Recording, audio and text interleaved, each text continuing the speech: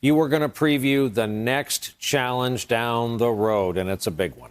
It's the delegate battle, Brian, on Super Tuesday. You guys have all been talking about it. Look, coming out of next Tuesday, just given what we're seeing in California, like a third of the delegates up for grabs on Tuesday night. This is the most recent poll out of California. With Sanders leading in the polls like this in California, and with so much of the vote in California locked in because of the extensive early voting out there, very likely Sanders, almost certain that Sanders is going to be leading in the delegate count coming out of next Tuesday. The question is, how far behind will Joe Biden be? Will it be within striking distance for the contests that come later? So let me just take you through with this in mind as a baseline for California, right? This is the map for Super Tuesday. So let me take you through. I have this delegate calculator over here. I just ran a bunch in the break, and I want to take you through what it looks like. If you take what we had in South Carolina tonight and take a look at the states with extensive black populations here in the Southeast, and you just start building into this pretty big wins for Joe Biden, especially in a state like Alabama. Alabama will have the largest black electorate of any of these states on Tuesday night.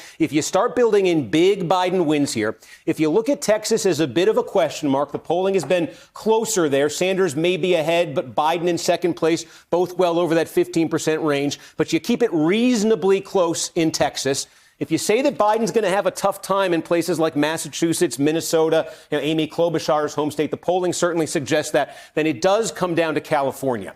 And if you put in the exact numbers that I just had in that poll right there, that 35% for Sanders, 14%, nobody else above 15%, if you plug that in roughly, this is very rough math here, but just to give you an idea, roughly, Biden would come out of this night down 250 delegates, 250 or so. Very rough here, but about 250 behind Bernie Sanders. To give you a sense of how crucial that 15% threshold is in California, I'm going to just do this real time and tell you. I am going to change the number in California and to give Biden 15% out there. He's not hitting it in the poll, but if he does, just by changing it to 15% in this delegate calculator, there it's done, and I'm going to the new total. Here it is. Now, instead of being down 250 coming out of the night, Biden is down 146.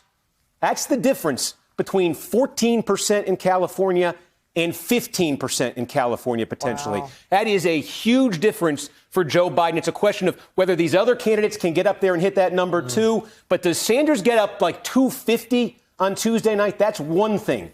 Is it closer to 150 or so on Tuesday night?